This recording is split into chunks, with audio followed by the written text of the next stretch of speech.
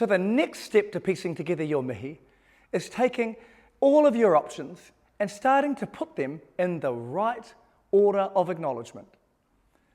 So a great place to start is this. Think about things from oldest to youngest, but think about the things that you might have acknowledged that have been around a lot longer than people. They could be mountains, they could be land, they could be other countries. But as a basic start, acknowledging things from oldest to youngest puts you on the right track.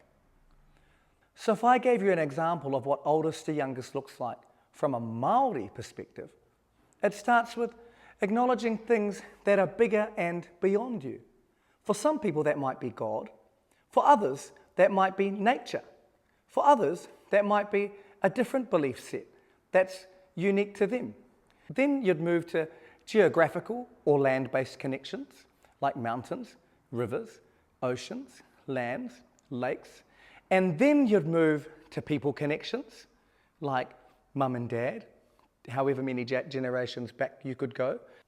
And then lastly, you'd acknowledge the things that are reflective of you.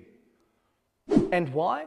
Because in the bigger scheme of things, you are a product of all of the things that you're acknowledging, and you're doing your best to connect other people to you by acknowledging the things that make you, you.